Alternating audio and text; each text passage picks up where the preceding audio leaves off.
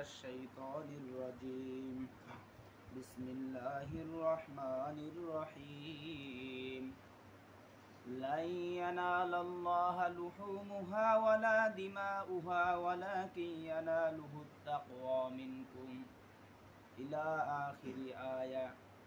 عن أبي هريرة رضي الله تعالى عنه قال أن رسول الله صلى الله عليه وسلم من وجد له سعة ولم يضحي فلا يقربن هذه مصلانا صدق الله العظيم. আলহামদুলিল্লাহ, আল্লাহ রব্বুল আলামিনের দরবারে লক্ষ কোটি তার চেয়ে অনেক বেশি শুকরিয়া জ্ঞাপন করি যে মহান রব অত্যন্ত একটি বরকতময় মাস, হজের মাস, জিলহজ মাসে আল্লাহ তাআলা আমাদের সকলকে মসজিদে আসবার মতো সুস্থ হায়াত জিন্দেগি দান করলেন। এজন্য সকলেই বলি আলহামদুলিল্লাহ। দুরুদ ও সালাম সাইয়্যিদুল মুরসালিন, ইমামুল মুরসালিন, শেষ নবী, শ্রেষ্ঠ নবী জনাবে মুহাম্মদুর রাসূলুল্লাহ, সকলেই বলি সাল্লাল্লাহু আলাইহি ওয়াসাল্লাম। আমরা সকলেই জানি যে এটি জিলহজ মাস। এই মাসে আল্লাহ পাক রব্বুল আলামিনের পক্ষ থেকে যে আমলগুলি আছে তার মধ্যে আরও দুইটি অতিরিক্ত আমল, একটি হলো হজ আর একটি হলো কুরবানি। আজ হজ সম্পন্ন করার জন্য যাদেরকে আল্লাহ তাআলা কবুল করেছেন, তৌফিক দিয়েছেন, তারা হজের জন্য চলে গিয়েছে, তারা হজ সম্পন্ন করবে। এবং আমরা যারা আছি হজ করার সামর্থ্য নেই কিন্তু আল্লাহ তাআলা কুরবানি করার সামর্থ্য দিয়েছে, তাদের জন্য আগামীকাল 10ই জিলহজ ঈদের নামাজ আদায় করার পর কুরবানি করা সামর্থ্যবানদের জন্য একটি ওয়াজিব, আল্লাহ পাক রব্বুল আলামিনের পক্ষ থেকে ওয়াজিব বিধান, হুকুম। আল্লাহ পাক রব্বুল আলামিনের হাবিব জনাবে মুহাম্মদুর রাসূলুল্লাহ সাল্লাল্লাহু আলাইহি ওয়াসাল্লাম তার একজন সাহাবা আবু হুরায়রা রাদিয়াল্লাহু তাআলা আনহু আল্লাহ রাসূল সাল্লাল্লাহু আলাইহি ওয়াসাল্লামকে জিজ্ঞাসা করলেন, আন আবি হুরায়রা রাদিয়াল্লাহু তাআলা আনহু قال, আবু হুরায়রা রাদিয়াল্লাহু তাআলা আনহু বলেন, আমি নবীজিকে জিজ্ঞাসা করলাম, ইয়া রাসূলুল্লাহ, যাদের সামর্থ্য আছে কিন্তু কুরবানি করলো না, তাদের ব্যাপারে আপনি নবীর বক্তব্য, মতামত কি? আল্লাহ রাসূল সাল্লাল্লাহু আলাইহি ওয়াসাল্লাম বলেন, মান ওয়াজাদা লাহু সাআতান ওয়া লাম ইউদাহি ফালা ইয়াকরাবান্না হাদিহি মুসাল্লানা। আমি নবী বলছি, যাদেরকে আল্লাহ তাআলা কুরবানি করার মতো সামর্থ্য তৌফিক দান করেছে অথচ তারা কুরবানি করে না, ওই ব্যক্তিগুলো যেন আমি নবীর ঈদগাহে না আসে। নবীজি কি বলেছেন? যাদেরকে আল্লাহ তাআলা কুরবানি করার সামর্থ্য দিয়েছে অথচ কুরবানি করে না, আল্লাহর নবী বলেছেন তারা যেন ঈদগাহে না আসে, কারণ তাদের ঈদগাহে আসার প্রয়োজন নেই। আল্লাহ পাক রব্বুল আলামিনের পক্ষ থেকে যে হুকুম তাদের উপরে আল্লাহ তাআলা বিধান দিয়েছেন এবং তৌফিক দিয়েছেন, তবুও কুরবানি করলো না, ওই ব্যক্তি দুরাকাত ঈদের নামাজ আদায় করার কোনো প্রয়োজন নেই, আমি নবী বলে দিলাম। এটি কোথায় পাবেন? আপনি সুনানে ইবনে মাজার 3123 নম্বর হাদিসের মধ্যে এই হাদিসটি উল্লেখ করেছেন যে আল্লাহ রাসূল সাল্লাল্লাহু আলাইহি ওয়াসাল্লাম বলেছেন, মান ওয়াজাদা লাহু সাআতান ওয়া লাম ইউদাহি ফালা ইয়াকরাবান্না হাদিহি মুসাল্লানা। যাদের সামর্থ্য থাকা সত্ত্বেও কুরবানি করে না, তারা যেন আমি নবীর ঈদগাহে না আসে। এখন আমি কুরবানি করব কার জন্য? এই কুরবানির বিধানটা আমরা কোথায় থেকে পেলাম? এগুলো আমরা গত জুমায়, তার আগের জুমায় আলোচনা করেছি। সর্বপ্রথম কুরবানি করেছিল আদম আলাইহিস সালামের দুই সন্তান হাবিল এবং কাবিল। তারপর আল্লাহ পাক রব্বুল আলামিন ইব্রাহিম আলাইহিস সালামকে আল্লাহ তাআলা বড় বড় 9টি পরীক্ষা করেছিলেন, 9টি পরীক্ষা নিয়েছিলেন, 9টি পরীক্ষায় উত্তীর্ণ হয়েছেন ইব্রাহিম আলাইহিস সালাম। তার মধ্যে একটি বড় পরীক্ষার নাম ছিল নিজের সন্তানকে আল্লাহর জন্য কুরবানি করা।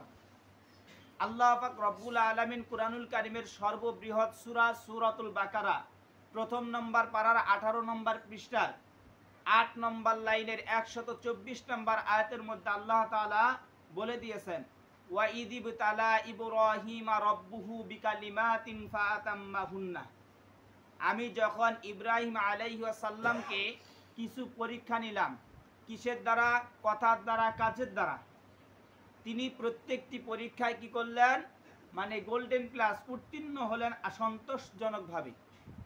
যখন উত্তীর্ণ হলেন আল্লাহ পাক রব্বুল আলামিন তখন তাকে খেতাব দিলেন কি? মিল্লাতা আবিকুম ইব্রাহিম, সমস্ত মিল্লাতের আপনি হলেন আদি পিতা।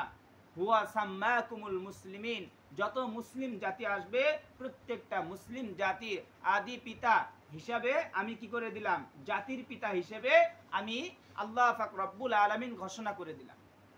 ইব্রাহিম আলাইহিস সালাম কুরবানি করেছিলেন, তার ভিতরে ইখলাস, নিয়ত, আল্লাহর সন্তুষ্টি অর্জনের আকাঙ্ক্ষা কতটুকু ছিল একটু যদি চিন্তা করা যায়। আজকে আমরাও কুরবানি করি, যদি ইব্রাহিম আলাইহিস সালামের মতো ইখলাস, একত্ববাদ, আল্লাহর সন্তুষ্টি অর্জন আমার অন্তরের মধ্যে পয়দা হয়, তাহলে বোঝা যাবে আমার কুরবানি আল্লাহ তাআলার কাছে কবুল হওয়ার মতো যোগ্য। আর যদি এরকম ইখলাস, নিয়ত, একাগ্রতা না আসে, তাহলে পশু জবাই করা হবে ঠিক। আমি ইব্রাহিম আলাইহিস সালাম যেমন আল্লাহর কাছে প্রতিদান পেয়েছিলেন কুরবানির বিনিময়ে, এই প্রতিদান আমি পাবো না। কুরবানির প্রতিদান কি? আল্লাহ রাসূল সাল্লাল্লাহু আলাইহি ওয়াসাল্লাম বলেন, যেই ব্যক্তি শুধুমাত্র, কেবলমাত্র, একমাত্র আল্লাহর সন্তুষ্টি অর্জনের জন্য নির্দিষ্ট দিনে নির্দিষ্ট সময় হালাল পশু আল্লাহর রাহে উৎসর্গ করে কুরবানি করে আল্লাহর সন্তুষ্টির জন্য, ওই পশুর রক্ত জমিনে পড়ার পূর্বে আল্লাহ তাআলা ওই কুরবানিকৃত পশুর গায়ে যতটি লোম আছে সমপরিমাণ নেকি ওই ব্যক্তির আমলনামায় দান করবে।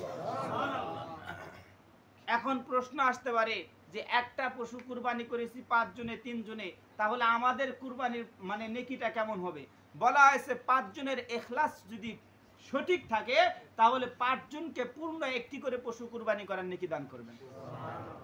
তাহলে এত বড় ফজিলত আমি অর্জন করতে পারবো কখন? আল্লাহর সন্তুষ্টি যখন আমার ভিতরে একমাত্র নিয়ত থাকবে আল্লাহর সন্তুষ্টি অর্জন করা।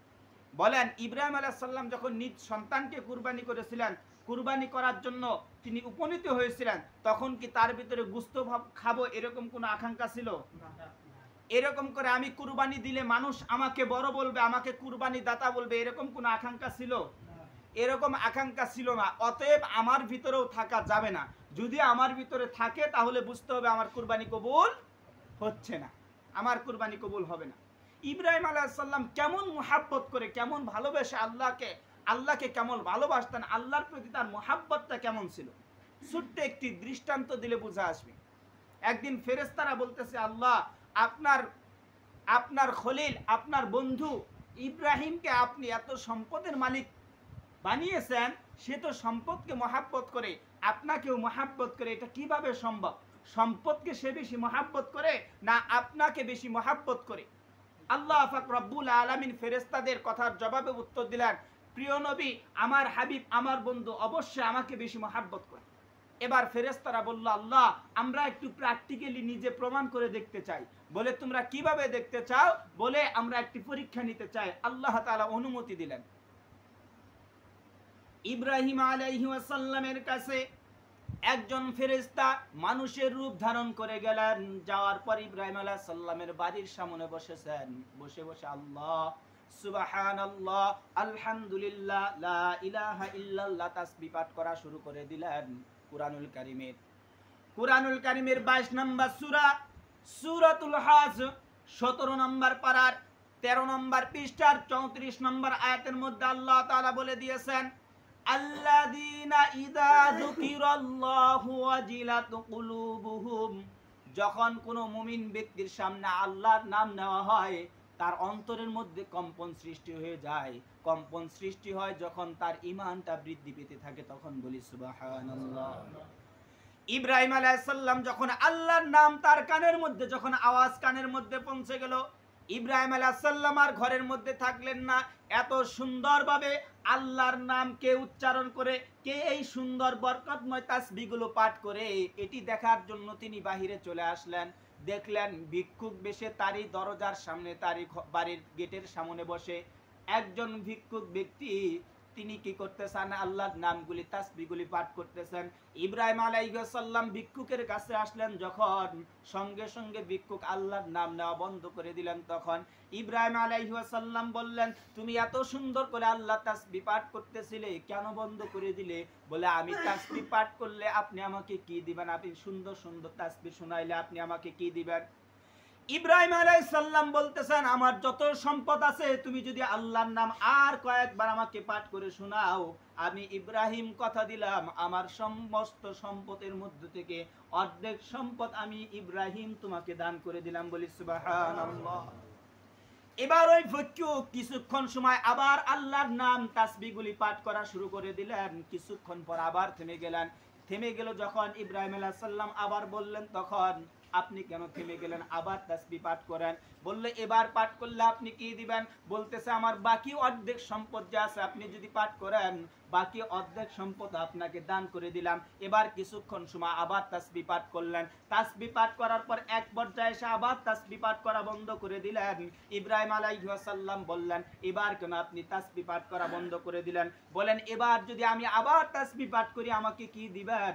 এবার ইব্রাহিম আলাইহিস সালাম বললেন, দেওয়ার মতো সম্পদ আমার কাছে কোনো কিছু নাই। তোমাকে আমার যত সম্পদ ছিল, পশু ছিল, আমার ছাগল বকরি ছিল, সব কিছু আমি তোমাকে দিয়ে দিয়েছি, কিন্তু একটা কথা দিতে পারি, তুমি যদি আর একবার আল্লাহর নাম তাসবিহ পাঠ করে শোনাও, তোমাকে যেই পশুগুলি আমি দিয়ে দিয়েছি আল্লাহর নাম নেওয়ার কারণে, এই পশুগুলি পালন করার জন্য তোমার তো একজন রাখালের প্রয়োজন হবে। আমি যতদিন এই জমিনে বেঁচে থাকবো, আমি বিনা পারিশ্রমিকে তোমার পশুগুলির রাখালগিরি করব, তবুও আল্লাহর নাম তাসবিহ আমাকে পাঠ করে শোনাও। বলি সুবহানাল্লাহ। ইব্রাহিম আলাইহিস সালামের মহব্বত, ভালোবাসা কেমন ছিল আল্লাহর প্রতি, যে তার সমস্ত সম্পদকে বিলিয়ে দেওয়ার জন্য প্রস্তুত, শুধু আল্লাহর নামটিকেও তাকে পাঠ করে শোনাবে এই জন্য। এবার ফেরেশতা আশ্চর্য হয়ে গেলেন, যে আল্লাহর কাছে চলে গেলেন, বললেন, আল্লাহ, আমরা ভুল বুঝেছিলাম যে ইব্রাহিমের এত মহব্বত, ভালোবাসা, ভক্তি আপনার প্রতি, তার তুলনায় কিঞ্চিত পরিমাণ সম্পদের প্রতি তার মহব্বত নাই। আজকে আমরাও তো কি তারই উত্তরসূরি, আমাদের জাতির পিতা ইব্রাহিম আলাইহিস সালাম, আমরা তার সন্তান, আমাদের কি হওয়া উচিত? আজকে অনেক ভাই আছে যাদের আল্লাহ তাআলা সামর্থ্য দিয়েছে, কিন্তু আমরা মনে করি কুরবানি করলে হয়তো আমার টাকা কমে যাবে অথবা অর্থের ক্ষতি হবে, এজন্য কুরবানি করি না।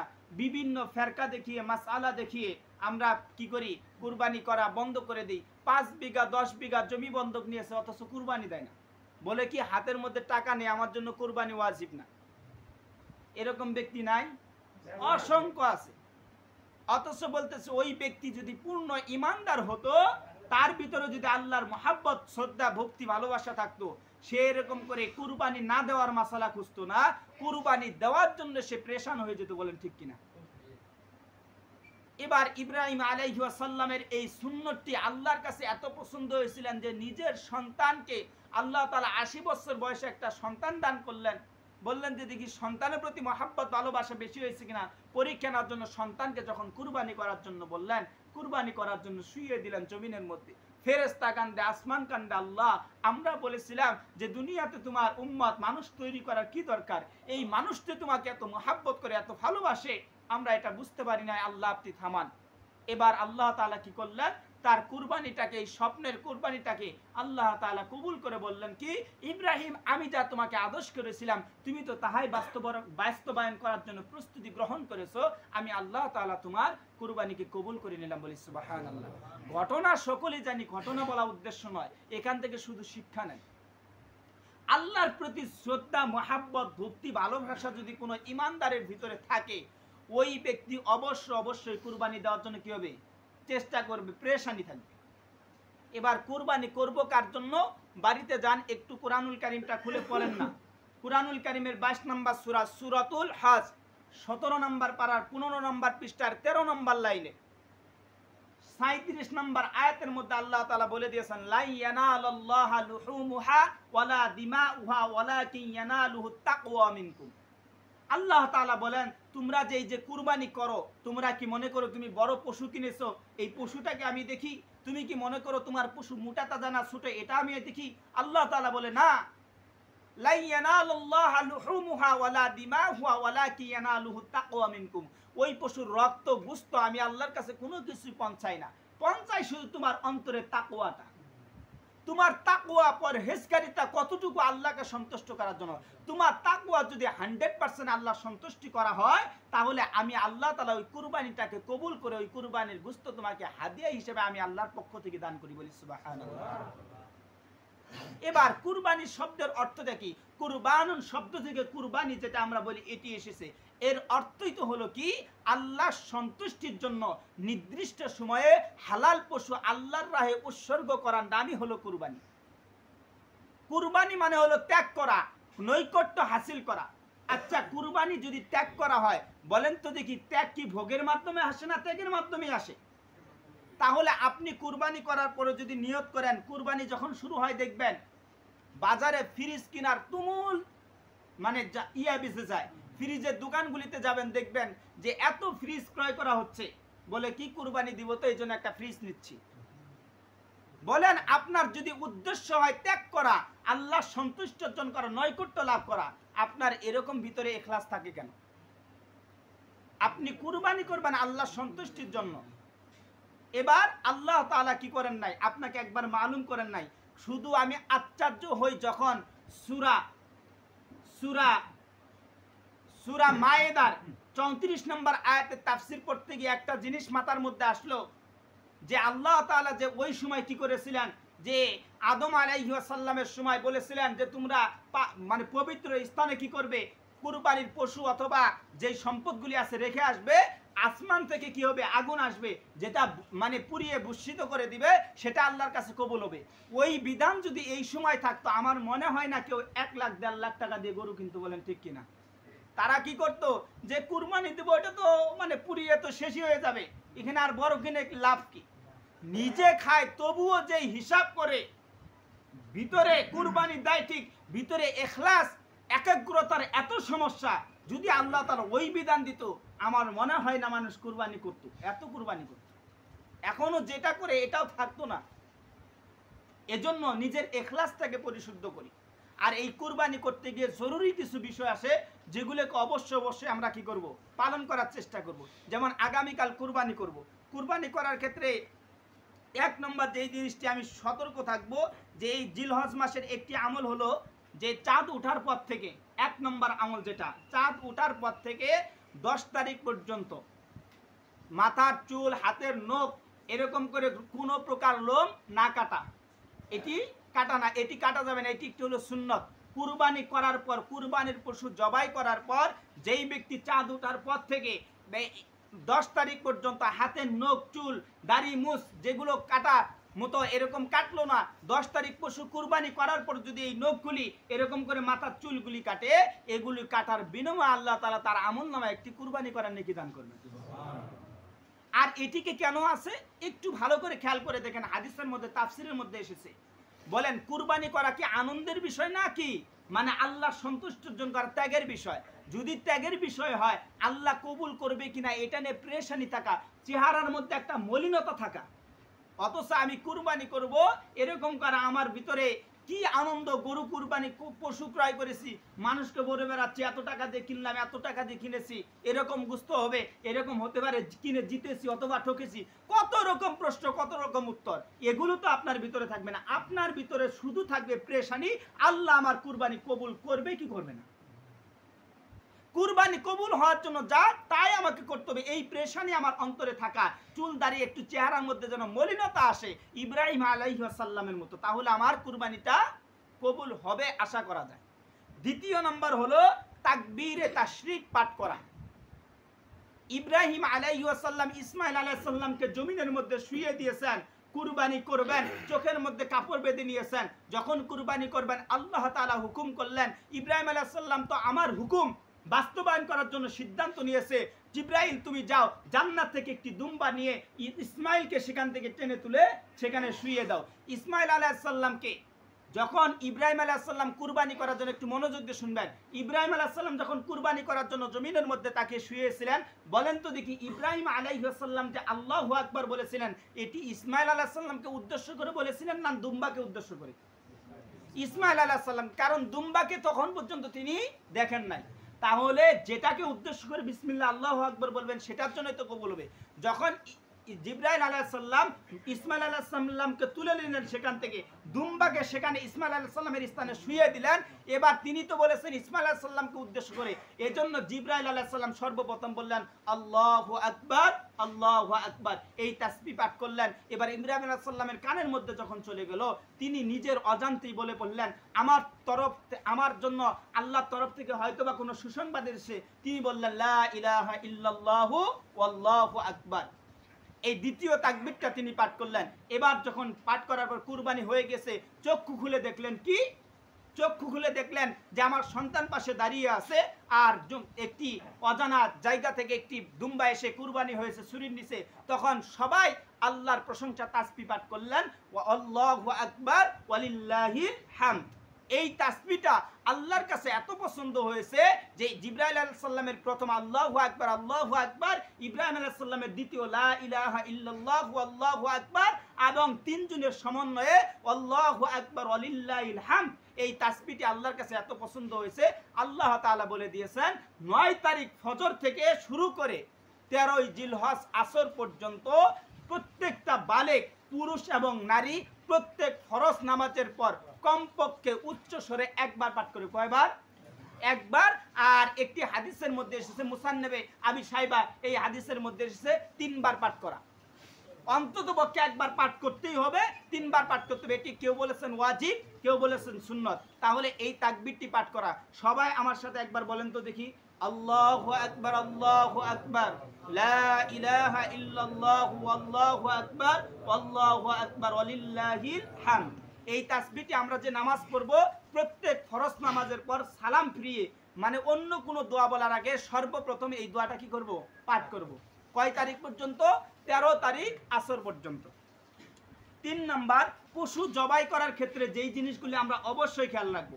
1 নম্বর হলো যে যদি সম্ভব হয় পশুকে জবাই করার পূর্বে মহাব্বতের বস্তু কি করা? আল্লাহর রাহে কুরবানি করা, পশুটাকে সুন্দর করে গোসল করিয়ে নিব। 2 নম্বর হলো একটা পশুর সামনে অন্য পশু রাসূল সাল্লাল্লাহু আলাইহি সাল্লাম কুরবানি করা নিষেধ করেছেন। তাহলে যখন আমি কোনো পশু কুরবানি করব, একটার সামনে চেষ্টা করব আরেকটা কুরবানি না করা। 3 নম্বর বলা হয়েছে জবেহ করার পর গলার মধ্যে কি না করা, মানে এরকম করে ছুরির আগাল দিয়ে আঘাত না করা। মানে যখন 3টি রগ কাটতে হয় কুরবানির জন্য, 3টি রগ, মানে পশু জবাই হালাল হওয়ার জন্য 3টি রগ কাটতে হয়, 3টি রগ তো আপনি কেটেই দিয়েছেন। এবার কি করেছে? রক্তটা পড়ে যাবে, পশুটা মারা যাবে। কিন্তু আপনি কি করতেছেন যে 10 মিনিট 15 মিনিট সময় বাঁচানোর জন্য এবার হুজুর বিসমিল্লাহ আল্লাহু আকবার বলে কুরবানি করে কি করেছে? পশুটাকে ছেড়ে দিয়েছে। এবার পশুর জান তো এখনো ভিতর থেকে বের হয়নি, এজন্য সে নড়তেছে। আপনি কি করতেছেন? এবার ছুরির মাথা দিয়ে সমানে তাকে কি করতেছেন? আঘাত করতেছেন। কোথায়? স্পাইনাল কর্ডের মধ্যে আপনি মানে সরাসরি আঘাত করতেছেন। এবার চিকিৎসা বিজ্ঞান বলে যদি করা হয় স্পাইনাল কর্ডের মধ্যে আঘাত করার কারণে সেটা যদি বিচ্ছিন্ন হয়ে যায়, বিচ্ছিন্ন হওয়ার সঙ্গে সঙ্গে শরীরের সমস্ত রক্ত চলাচল বন্ধ করে দেয়। রক্ত চলাচল বন্ধ করে দেয় যখন, এই পশুর যে ব্রেনটা আছে, ব্রেনটা শরীর থেকে কি হয়ে যায়? আলাদা হয়ে যায়। আলাদা হয়ে যাওয়ার কারণে তা খুব দ্রুত পশুটি স্ট্রোক করে মারা যায়। আপনি তো বিসমিল্লাহ আল্লাহু আকবার বলে জবে করছেন ঠিক, কিন্তু পশুটার জান যাওয়ার আগেই আপনি যখন কি করেন তার মধ্যে এরকম করে খোঁচাচ্ছেন, এই খোঁচানোর কারণে ওই পশুটা কি এবার জবে আর হয় না। ওই খোঁচানোর কারণে যদি মারা যায়, সেটা স্ট্রোক করে মারা গেল, ওই পশুর গোশত কুরবানি হওয়া তো দূরের কথা, ওই পশুটা গোশত খাওয়ায় আপনার জন্য হারাম হয়ে যাবে। এই বিষয়ে আমরা খুব সতর্ক থাকবো। আরেকটি ভুল করে আমাদের মধ্যে দেখা যায় কি, মানে পশু জবাই করেছে বলে যে পায়ের রগগুলো কেটে দাও তাড়াতাড়ি জান যাবে, এরকম করে কি করে না? অবশ্যই আপনি কুরবানি করেছেন, এত ধৈর্য ধরে কুরবানি করেছেন, তাহলে এই সামান্য 10 মিনিট 15 মিনিট সময় আপনি ধৈর্য ধরতে পারবেন না। যতক্ষণ পর্যন্ত পশু নড়তে থাকবে, তার ভিতর থেকে জান না বের হবে, এই বিসমিল্লাহ আল্লাহু আকবার বলে আপনি জবাই করবেন অথবা হুজুর জবাই করবে। জবাই করার পর পশুর গায়ে কোনো আঘাত করা যাবে না যতক্ষণ পর্যন্ত তার জান বের না হবে। এই জিনিসটা অবশ্যই খেয়াল রাখবেন। আঘাত করলেন, ওই আঘাতের কারণে যদি মারা যায়, অবশ্যই সেই পশু কুরবানি তো হবেই না, ওর গোশত খাওয়া আপনার জন্য হারাম হয়ে যাবে। এটা আমরা সকলেই বিশেষ করে মাথায় রাখবো, খেয়াল রাখবো। 5 নম্বর, মানে আমরা হাত পায়ের যে রগগুলো আছে, এগুলো পায়ের যে রগগুলো থাকে পশুর, এই পায়ের রগগুলো তো অবশ্যই কাটবো না। আর যেই ছুরিটা দিয়ে আমরা জবাই করব, এমনও দেখা যায় একটা দুইটা জবাই করার পর পশুকে এত জোরে মানে কি করতেছে, ছুরি চালাচ্ছে, কাটতেছে না। এই পশুকে কষ্ট না দেওয়া এটা খুবই একটি গুনাহের কাজ। যে পশু আপনি কুরবানি করতেন, তীক্ষ্ণ ধারওয়ালা ছুরি দিয়ে অবশ্যই জবাই করতে হবে। জবাই করার পূর্বে যারা জবাই করবেন অবশ্যই ছুরিটা চেক করবেন যে সেটা ধার ঠিক আছে কিনা। এটি হলো একটি বিষয়। তাই অবশ্যই কি করব, তারপরে হলো আল্লাহর নামে জবাই করবেন। বলে যে হুজুর আমরা তো আল্লাহর নামে জবাই করি না। অনেক সময় দেখেছি কুরবানি করতে গেলে হুজুরের হাতে এরকম করে লিস্ট দেয়, হুজুর এই যে অমুক অমুক কুরবানি দিতেছি 5 জন 7 জন, অথবা একজনই কুরবানি দিচ্ছে, বলে হুজুর আমার সদস্য আছে বাড়িতে 7 জন, এই 7 জনের নামে আপনি কুরবানিটা দিয়ে দেন। এটা যদি আপনি করেন কুরবানি কখনোই কবুল হবে না। আপনি এটা বলতে পারেন আল্লাহর নামে আমি কুরবানি দিচ্ছি, আপনার ভিতরে নিয়ত থাকে। আরবিতে পারলে আরবিতে বলবেন, না পারলে বাংলায় বলবেন, আল্লাহ আমার ফ্যামিলির পক্ষ থেকে, আমার বাবা ইন্তেকাল করেছে, আমার পক্ষ থেকে কুরবানি করলাম, আল্লাহ আপনার নামে আমার পক্ষ থেকে আপনার নামে কুরবানি করলাম, এবং এর নেকিটা আপনি আমার বাবার আমলনামায় দিন। এভাবে বলতে পারেন। যদি সরাসরি বলেন আমার নামে কুরবানি করলাম, সেটা তো আল্লাহর নামে হলো না, ওই পশু কুরবানিও হবে না, আর গোশত খাওয়া যাবে না। এই বিষয়গুলো অবশ্যই খেয়াল রাখবেন যে কি আমার নামে নয়, আমার পক্ষ থেকে। কি বলবো, আমার পক্ষ থেকে। সকলে বলেন আমার পক্ষ থেকে কুরবানি করব। আমার কি থেকে করব, পক্ষ থেকে, আমার নামে নয়। কুরবানি হবে কার নামে, পক্ষ থেকে। কার, যে কুরবানি করবে তার পক্ষ থেকে। এই জিনিসটা খুব খেয়াল রাখবেন এবং সতর্ক থাকবেন। তারপরে অবশ্যই আমি কি করব, পশুটাকে যখন কুরবানি করব কেবলার দিকে শুয়ে নেব, এটা আমরা সকলেই করি। এবং কুরবানি করার ক্ষেত্রে বলা হয়েছে যে হুজুরকে ফোন করো, হুজুরকে ডেকে নিয়ে আসো, না, এরকম মাসআলা না। ইব্রাহিম আলাইহিস সালাম তার কুরবানি নিজেই করেছিলেন। মুহাম্মদ রাসূলুল্লাহ সাল্লাল্লাহু আলাইহি ওয়াসাল্লাম যতদিন বেঁচে ছিলেন তার কুরবানি তিনি নিজেই করেছিলেন। এরকম করে কি করব, আমার কুরবানি আমি নিজেই করার চেষ্টা করব। যদি দেখা যায় এমন হয় যে আমি কুরবানি করা অভ্যাস নেই অথবা পারি না, দোয়া বলতে পারবো কিনা, বিসমিল্লাহি আল্লাহু আকবার, এটুকু বলে কুরবানি করলেও কুরবানি হয়ে যাবে। যদি আপনি মনে করেন, ইতস্ত বোধ করেন, না আমি কুরবানি করব না, তবে হুজুরকে দিয়ে করাইতে পারেন, কিন্তু হুজুরের হাতের সঙ্গে আপনার হাতটা রেখে কি করবেন, অন্ততপক্ষে শরীক হবেন। আর কুরবানি করার ক্ষেত্রে হাদিসের মধ্যে যেটা এসেছে যে কিছু সংখ্যক লোককে নিষেধাজ্ঞা আছে তাদের দ্বারা কুরবানি না করা। 1 নম্বর হলো কি, বেনামাজি। কার দ্বারা, বেনামাজি। এই বেনামাজির ক্ষেত্রে বলা হয়েছে শয়তানও বেনামাজিকে দেখে কি ভয় পায়, কি পায়, ভয় পায়। তাহলে চিন্তা করেন আমাদের দিকে শয়তান কেমন ভয় পায়। আমরা তো শয়তানকে খারাপ মনে করি। এটি কি আমার কথা, এটি কি আমার কথা, হাদিসের কথা। আপনি খুলে দেখেন না, মুসলিম শরীফের মধ্যে এই হাদিসটি এসেছে যে শয়তান একবার বলল যে কি একজন বেনামাজিকে দেখে সে দ্রুত হেঁটে যাচ্ছে, তাকে জিজ্ঞাসা করা হলো তুমি কেন তাকে দেখে দ্রুত হেঁটে তার থেকে দূরত্ব বজায় রেখে চলে আসলে, বলে আমি একটা হুকুম লঙ্ঘন করে শয়তান হয়েছে আল্লাহর কাছে। আর ওই ব্যক্তি দিনে 5 বার করে আল্লাহর হুকুম লঙ্ঘন করে। আমার উপরে যদি একটা হুকুম লঙ্ঘন করার কারণে এত বড় গজব আসে, ওকে দেখে আমি ভয় পাই যে ওর উপরে আল্লাহর পক্ষ থেকে কত বড় গজব যিনি আসবে। এজন্য শয়তানে কি করে, বেনামাজি থেকে ভয় পায়। এজন্য বলা হয়েছে বেনামাজি দ্বারা কুরবানি না করা কবিরা গুনাহের সাথে জড়িত থাকে সর্বদাই। কবিরা গুনাহের সাথে জড়িত থাকে। যেমন টাকনুর নিচে কাপড় পরিধান করা কি ফ্যাশন না কবিরা গুনাহ? আমরা তো মনে করি এটা হলো ফ্যাশন। ফ্যাশন না কবিরা গুনাহ?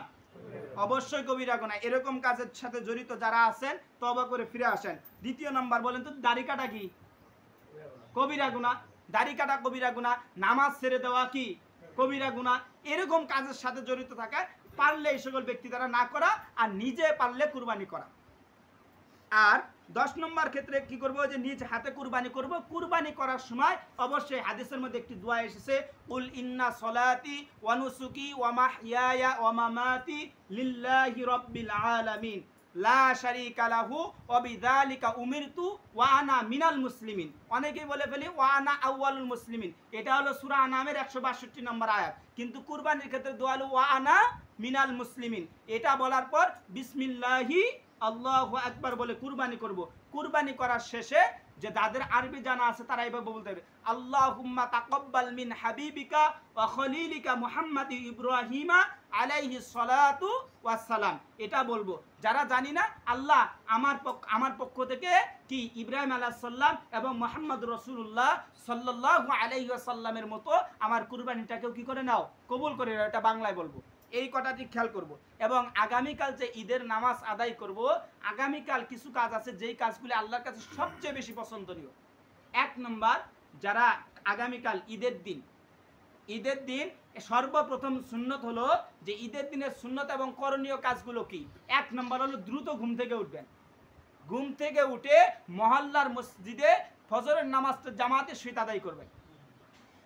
দ্বিতীয় নাম্বার হলো জামাতে নামাজ আদায় করে বাড়িতে যাওয়ার পর গোসল করা। গোসল করার পরে নিজের সাধ্যের মধ্যে হালাল সুন্নতি লেবাস পরিধান করার চেষ্টা করা। মানে এমন জিন্সের প্যান্ট কিনেছে, এমন দামি দামি শার্ট কিনেছে, ব্র্যান্ডের শার্ট কিনেছে, কিন্তু সেটা পরা সুন্নত নয়। পারিত পক্ষে আপনি কি করবেন, সুন্নতি লেবাস সুন্নতি জামা পরিধান করবেন। পরিধান করার পরে কি করবেন, সুগন্ধি লাগাবেন। সুগন্ধি লাগিয়ে কি করবেন, এবার আপনি যখন ঈদগাহে রওনা দিবেন, কুরবানির ঈদ যেহেতু, না খেয়ে পারলে না খেয়ে ঈদগাহে আসবেন। যাওয়ার পরে যারা কুরবানি করেন, কুরবানির পশু জবাই করার পরে আপনি খানা খাবেন। আর যদি একান্তই কষ্ট হয়, রুগী হয়, তাহলে খেয়ে আসলেও যে গুনাহ হবে এমন না, খেতে পারবেন, কিন্তু না খেয়ে আসা এটা হলো কি একটি সুন্নত। না খেয়ে আসলাম, যখন আমি রাস্তায় আসবো বন্ধু বান্ধবের সাথে গল্প করতে করতে আসবো না, আসার সময় আল্লাহু আকবার আল্লাহু আকবার লা ইলাহা ইল্লাল্লাহু আল্লাহু আকবার লিল্লাহিল হামদ, এই তাসবিহটি একটু মানে জোরে জোরে পাঠ করতে করতে ঈদগাহে আসবো। এক রাস্তায় আসবো, অন্য রাস্তায় যাব। ঈদগাহে গিয়ে 2 রাকাত নামাজ আদায় করব।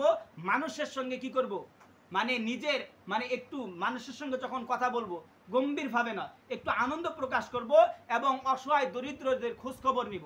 এই কাজগুলি ঈদের দিন করা এবং ঈদের দিন 2 রাকাত নামাজ আদায় করা, যাদের সামর্থ্য আছে পশু কুরবানি করা এবং এই তাকবীর পাঠ করা, এই 3টি আমল সবচেয়ে আল্লাহর কাছে বেশি পছন্দ। বলেন তো দেখি, কুরবানি করা কি? একটু বলেন না মুখ দিয়ে, কুরবানি করা কি? কুরবানি করা ওয়াজিব। বলেন তো কুরবানির দিন 5 ওয়াক্ত নামাজ পড়া কি ফরজ? বলেন তো দেখি, কোটি কোটি ওয়াজিবকে একত্রিত করলে কি একটা ফরজের সমতুল্য হবে? হবে না। আপনি কি করতেছেন, 1 লক্ষ টাকা দিয়ে গরু ক্রয় করে বাড়িতে নিয়ে এসেছেন, কুরবানি করলেন। কুরবানি করতে গিয়ে দেখা যাচ্ছে কেউ নামাজ পড়তে আসতেছে, বলতেছে ভাই চলেন নামাজ পড়তে যাই, বলবেন না কুরবানি করেছি, এগুলো নিয়ে খুব ঝামেলা আসে, এইসব নামাজে যাওয়া যাবে না। আপনি ওয়াজিবের ঝামেলা মিটাইতে যে ফরজ ছেড়ে দিলেন, আল্লাহর কসম করে বলি এই কুরবানির দ্বারা আমার মনে হয় না যে আপনি কি পাবেন, ওই সন্তুষ্টি অর্জন করলে আল্লাহর পক্ষ থেকে পুরস্কার পাবেন। অতএব দয়া করে অন্তত পক্ষে 5 ওয়াক্ত নামাজ অবশ্যই আদায় করবেন। আদায় করবেন তো ইনশাআল্লাহ? যারা কুরবানি করব তারাও কি করব, আদায় করব। যারা করব না তারাও আদায় করব। যারা মানে ঈদগাহে কুরবানি করব তারা তো না খেয়ে আসবই, যারা কুরবানি করব না তারাও না খেয়ে আসবো, তারাও একটি সুন্নতের কি পাবো, নেকি পাবো। যেই কথাগুলি বললাম, আমরা শুনলাম, আমি সহ আমাদের সকলকে যেন আল্লাহ তাআলা আমল করার তৌফিক দান করে, সকলেই বলে আল্লাহুম্মা আমিন। এখানে যারা আছেন সকলেই একটা কথা সকলের উদ্দেশ্য করে বলা, এটা আমার পক্ষ থেকে, যে আপনারা জানেন যে আমি একটা ছোট একটি ঈদগাহ মাঠে নামাজ পড়াই, সেটি হলো চরের মধ্যে অনেক দূরে পাইডাঙ্গা, সেখানে নামাজ পড়াই। যেহেতু সামাজিকভাবে একটা দায়িত্ব থাকে যে কুরবানি করা, আমার পক্ষে তো সেটা সম্ভব হবে না, আমি আসতে পারবো না। এখানে ঈদের নামাজ পড়ানোর জন্য হুজুর আসবে, পারলে তার দ্বারাও আপনারা 2-4টা কুরবানি করে নেবেন।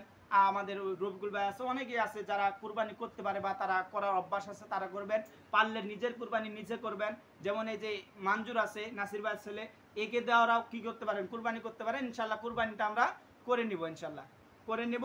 আর দ্বিতীয়ত হলো এই কুরবানি করার পরে 3 পদ্ধতিতে গোশত বন্টন, গোশত যে ভাগ করব 3টা ভাগ করব, এটাও কি এসেছে সূরা হজের মধ্যে এসেছে 37 নম্বর আয়াতের মধ্যে, যে আপনি 3 ভাগ করবেন। আপনি খাবেন, অসহায় দরিদ্রদেরকে দিবেন, আত্মীয় স্বজনকে দিবেন। পারিতপক্ষে একটা জিনিস চেষ্টা করবেন, যেহেতু আপনি কুরবানি দিয়েছেন 3 ভাগ করে 1 ভাগ অসহায় দরিদ্র যারা কুরবানি দেয়নি তাদের জন্য আপনি সমাজে দিয়েছেন।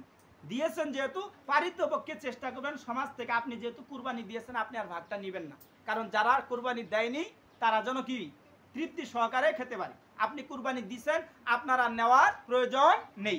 হালাল হারাম জায়েজ না জায়েজ কিচ্ছু বললাম না, বললাম কি পারিতপক্ষে আপনি কুরবানি দিয়েছেন, আপনার বাড়িতে গোশত আছে, আপনি সমাজে যেই ভাগটা দিয়ে দিয়েছেন অসহায় দরিদ্রদের জন্য, তাদেরটা নেবেন না। কেন নেবেন না? আপনি একটা দরিদ্র মানুষকে 10 টাকা দান করলেন, করার পরে যদি তাকে আবার বলেন তোকে যে 10 টাকা দান করেছে ওখান থেকে 2 টাকা আমাকে খাওয়াও, এটা কেমন হবে? তাহলে আপনি যেহেতু গরিব অসহায় দরিদ্রদের জন্য আপনি কি করেছেন, দান করে দিয়েছেন, পারিতপক্ষে ওই সামাজিক ভাগটা নেবেন না। একান্তই সামাজিকতা রক্ষা করতে গিয়ে যদি নেওয়াই লাগে আপনি নিবেন, নেওয়ার পরে ওই গুস্তটাকে না খুলে ওই অবস্থায় যার ফ্যামিলিতে বেশি মানুষ আছে দরিদ্র তার ফ্যামিলিতে পৌঁছায় দিবেন, তাহলে একবার দিছেন নেকি পাইলেন, আবার পাওয়ার পর আবার দান করলেন, তাহলে দুইবার দান করার নেকি আল্লাহ তাআলা আপনাকে দান করবে। আল্লাহ তাআলা আমাদের সকলকে সহিহ বুঝ দান করুক, সকলে সুন্নত আদায় করুক।